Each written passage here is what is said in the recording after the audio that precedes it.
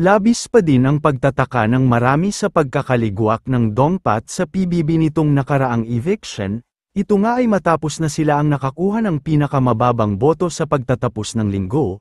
Maraming mga taga-suporta ng Dongpat ang nalungkot at anila ay kaya lamang sila nanunood ng PBB ay para suportahan ang kanilang pambato na sina Dingdong at Patrick.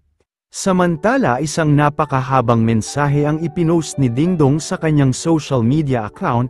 Narito ang nilalaman ng kanyang post. Just want to say I love you po to everyone na binigyan kami ni Patrick ng pagkakataon para kami ay mas inyong makilala sa loob ng bahay ni Kuya na lampas isang buwan, from our families, friends, and supporters. Sa totoo lang, totoong dream come true to part of Pinoy Big Brother House. Di mo siya mapapaliwanag sa isang bagsakan pero surely sobrang memorable experience. To the Starfishes and Dongpats, since the viral video sa BGCA you're already there na.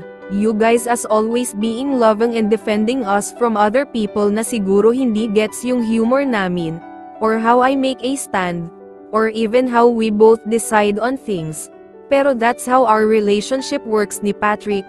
We compliment and we meet halfway kasi dalawa kami dito. We get it na we cannot please everyone and that will always be okay for sure. No biggie. One big fact that we can share about our relationship, it works differently and we analyze things together. We do care for each other more than you will ever know. We put our brains and hearts together kaya kami siguro somehow a threat, a filler, overreactors, but we are just enjoying our stay. We are happy to be tagged as strongest housemate. Pero sa loob ng bahay para lang kami talagang nagbabahay-bahayan. So be light lang po, masaya kami sa mga positive thoughts ninyo. As what we promised to each other before entering the house, papasok kaming buo at lalabas kaming buo and we made it. You can be more into Pat or more into Dingdong, but we are two in one, for a reason na only us and the people who love us can fully understand. Imagine two people from different worlds, public service and business to being content creators and now we are still together. Sobrang blessing na to for us na hindi naman plinano ang mga bagay-bagay na dumadating at ginagawa lang namin ang mga bagay na nagpapasaya sa amin. More than anything, sobrang masaya kami sa mga taong patuloy na nabibigyan namin ng inspirasyon at liwanag. Sa lahat po ng mga taong naniwala na kaya ko, ni Patty, at kaya namin together, maraming salamat po. Naiintindihan po namin ang inyong pagkalungkot, pagkatuwa, at pati ang ibang emosyon na naramdaman ninyo sa amin individually at being together. Kaya as long as we do not harm each other naman, we're good po.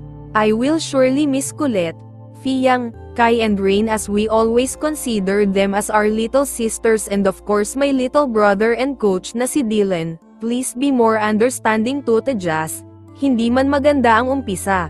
Pero you can see na marunong bumawi, cut some slack to them please, they are good people. It's different when watching PBB through your screen and being with them 24/7. Thank you big time kay Kuya dahil it's either masaya kang kausap o nagpapaiyak ka. Keep on loving and winning, it's dinner time. Sino gustong tosino?